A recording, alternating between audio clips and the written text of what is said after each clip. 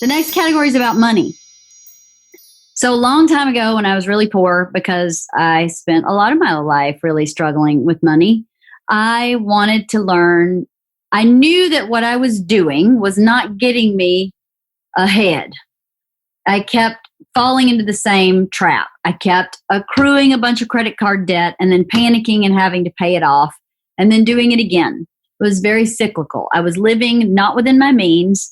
I didn't figure out how, I didn't know how to stop that cycle or live in any other way. I didn't know how to grow wealth. My cultural background with wealth is that wealthy people suck, and they definitely got their money by ill-begotten means. And I didn't want to believe that anymore. So I started trying to find books I could read about money because I wanted to know. My goal has never been, I want to be a gazillionaire. My goal has always been, from when I was really young, to just be financially secure, whatever that means. Like if I'm living in rural Georgia, being financially secure is very different than living in LA. I mean, what that nest egg monthly nut looks like is very different. So I never really said to myself, I want to have $8 million in the bank and 3 yachts. I just said over and over again, I want to be financially secure. And how do I do that? How do I not worry? Because what I was doing before is borrowing from Peter to pay Paul. I was constantly moving my credit card balance from credit card to get the zero interest for 8 months because I'm paying that off in 8 months, and I never do it. I just keep adding more and more to it. And at a certain point, I had to stop doing that. And I did. I just went, you know what? I am not living within my means. And I just need to pare everything down to some basic needs and go and build from there and then build my income from there. How do I do that? So there's 3 books that I remember reading and going and they being part of my process of change with money.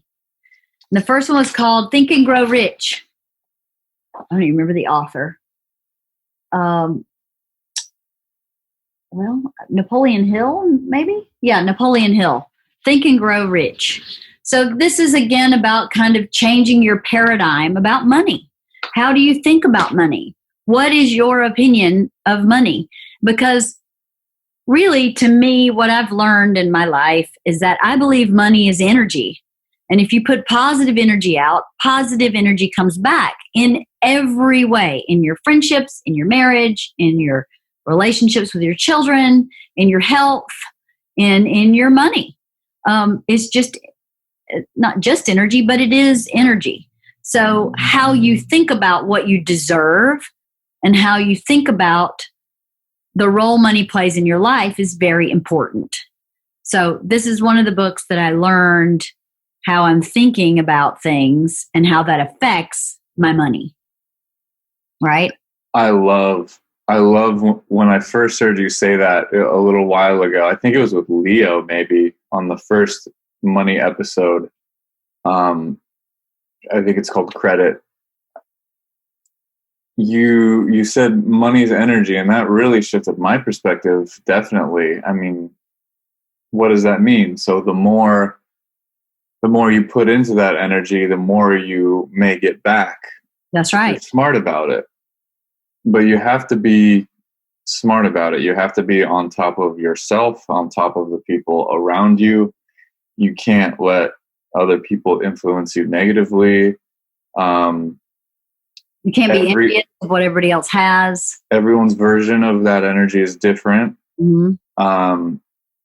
Yeah, so that definitely shifted my perspective. And I got a credit card, and I started using credit card as a tool to give me free things. Mm-hmm. And it's absolutely worked. I got a credit card that is, it matches points per dollar. So every dollar I spend on that, I get a point. And you accumulate those points, and then you can spend those points on flights, on Apple, on gift cards for anything. You can shop directly on Amazon through your credit card app. just things like that. And it's like, that's straight up free money. I think right now I have over $600 in points that I could spend, and I'm just kind of waiting to see.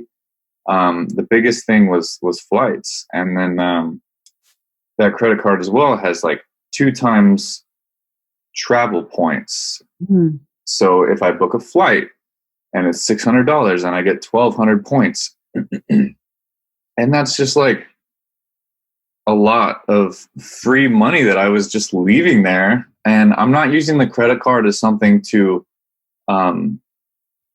help bail me out of anything. Right. I never had a credit card before because I was petrified of them. Right. I had negative energy attached to credit card debt. Mm-hmm. Just listening to my parents my whole life talk about how they couldn't get out of it. They had so much of it. It took them so long to finally not have credit cards. I think I was in high school by the time they finally paid it off. And so for the longest time, I was just like, I'll never have a credit card. Why would you ever do that? Right. I would go to church and people would be crying and cutting their credit cards on stage and do whatever, it's just so dramatic. And they were putting negative energy to that. And they were showing people that it was bad, that it was,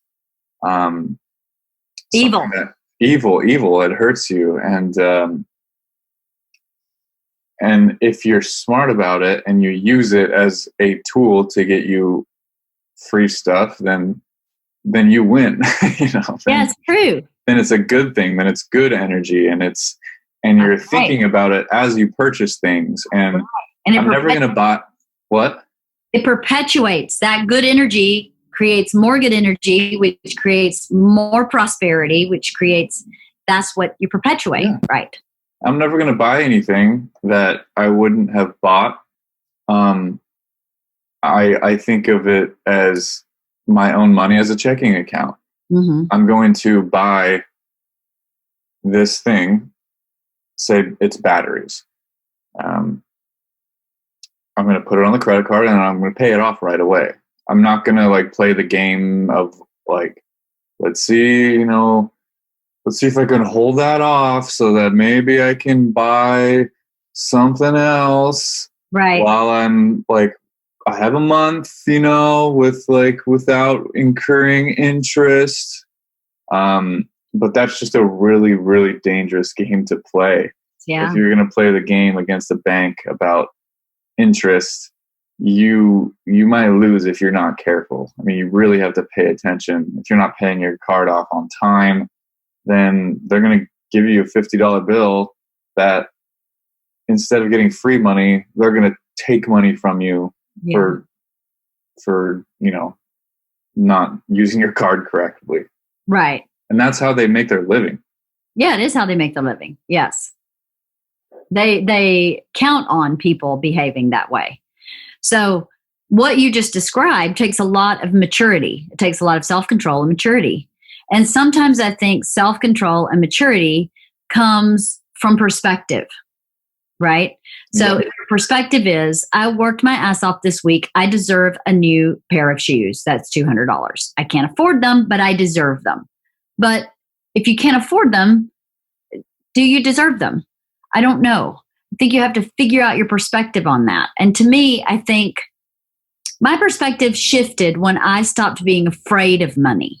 Oh my God, I'm not going to make my bills. Oh my God, I'm never going to pay this off. Oh my God, I can't believe I'm out of control again.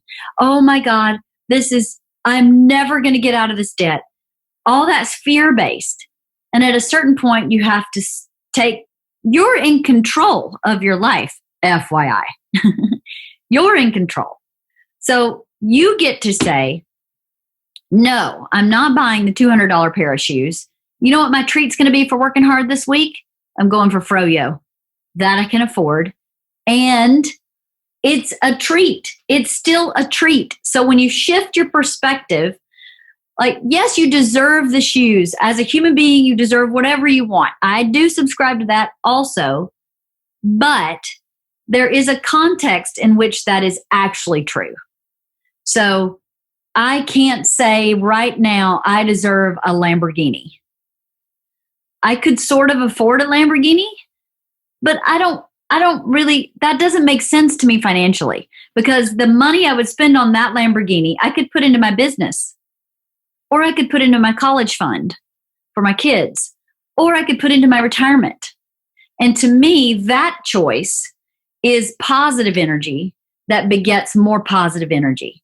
So once you stop that kind of self-indulgent thinking about what your money should be doing for you, and start the thinking of caring for yourself with this energy. How do I care for myself with this money that's coming in?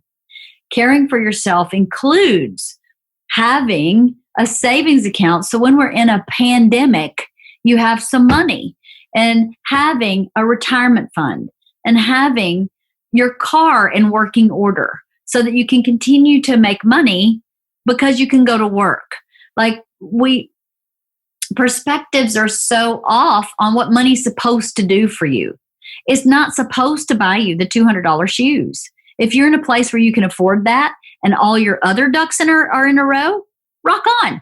You got all your bills paid, you got your retirement funded, or it's on the way, even if you fund it every month, whatever. If you've got some savings in the bank in case something happens like a pandemic, if you've got all your ducks in a row, then you go, yes, on those $200 shoes, no problem. But until you have your ducks in a row, your reward should be investing in yourself by taking care of those things.